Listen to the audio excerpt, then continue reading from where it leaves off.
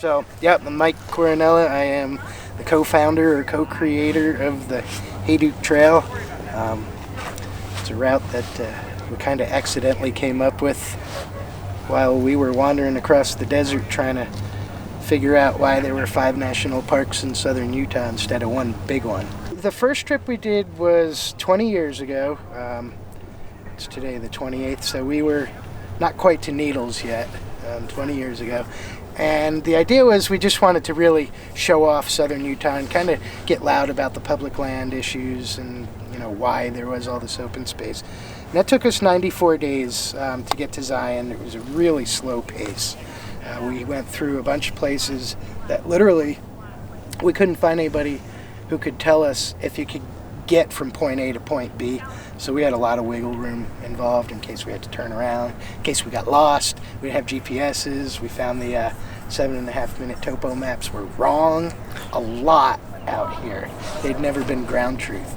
So anyway, so we get to Zion, and Backpacker Magazine ended up doing an article about that walk. And they're like, so you're going to make this a trail? And I'm like, well, we jumped a lot of fences and walked some dirt roads that just wasn't ideal, but we started looking at maps and the National Long Distance Trail Network, scenic trails, Arizona Trail, the Colorado Trail, things like that. And there's nothing in this area. The whole country's spiderwebbed with them, but nothing here. So we started going, maybe we can make it a trail out of this. And it was to be the Colorado Plateau Trail. But we were informed that this state probably wouldn't offer us much in the way of support for a non-motorized route. It's Utah. Everybody has to burn fuel. So that's when it became the Hayduke Trail. But we decided that the Colorado Plateau Trail should not only show off the gems in Utah, but the full, the granddaddy of them all is the Grand Canyon of the Colorado Plateau. So we went for another walk. We planned on being out for 117 days, and that was the year 2000. And we went started in Zion, went immediately to the Grand Canyon. I think we spent 34 days under the rim. Part of that route is what's on the Hayduke Trail. Part of it, I think, was just too treacherous to want to send people on normally. And we ended up getting arches on day 101.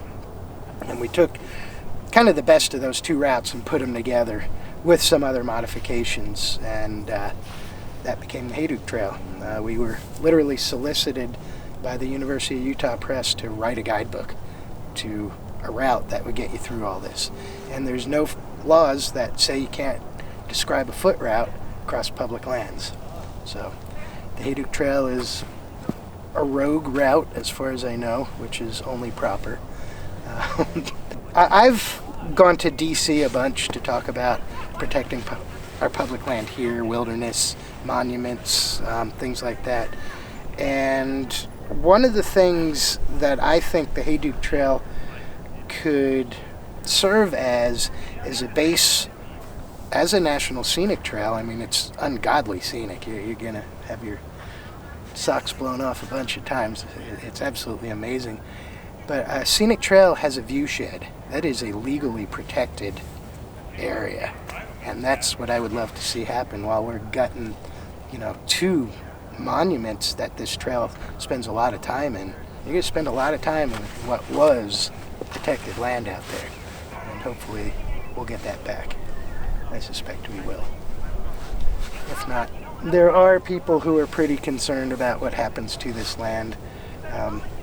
There's a lot of people who take the name Hayduke the right way. It has that name for a reason. And there's some people who will passionately defend this place. I think it was the first year I was in Utah in 1990. I literally found a copy of Desert Solitaire and read it, and it kind of messed up my mind after coming down here a couple times. Like, wow, this is pretty cool. And I did read The Monkey Wrench Gang, and all that stuff happens here. You're going to go through a lot of the places they talk about on that. And it, as coming from a state that had no public land, like, wow, look what we have out here. How can you not appreciate this and want to make sure that everybody has the opportunity to go, holy crap, look at this. This is, you can walk for 10 days out here without seeing anybody.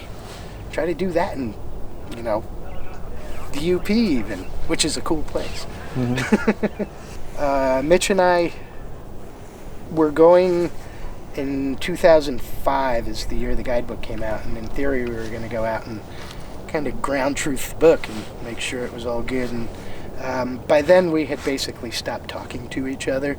We just found out we really don't like each other that much while we were out that long backpacking together. So the Hayduke Trail has taken on a life of its own, which I think is just the coolest thing. Totally blows me away to, contemplate that a ski bum from New Jersey somehow created something that impacts people's lives in a big way. Doesn't have to be everybody, but I know even the Triple Crowners come off this and just blown away. You guys know who Skirka is? Yeah. Yeah, we got the map set from him. Did you talk to him at all? Or? I haven't talked to him. He's like, that's the coolest trail I've ever done. He goes, it was one of the hardest too. I could only average, if I remember right, 24 miles a day on it. I'm going, holy shit, I've never done 20 miles on that one. The John Muir Trail, a 30-mile day is nothing. Out here, 20 miles is just like, holy crap, you're a machine. But it's something that has been noticed, and I think it's really cool. National Geographic obviously has written it a couple times as being one of the 10 epic walks on the planet. It's just very gratifying to know that it's not just a total bumble or something. It's good stuff. Mm-hmm. It's hard, logistically it's very difficult. You guys are going to deal with that. Yeah, we'll figure it out. The worst thing I can contemplate is, somebody having a really bad experience out there. So far I haven't heard that. Yeah. Mm-hmm. Yeah, there's been issues with flash floods and Giardia, and I know one dude blew his knee out. I think there was a broken ankle.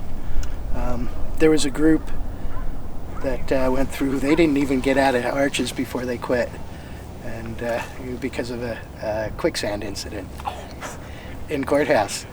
Dude spent 4 hours trying to get out, and he was mentally done.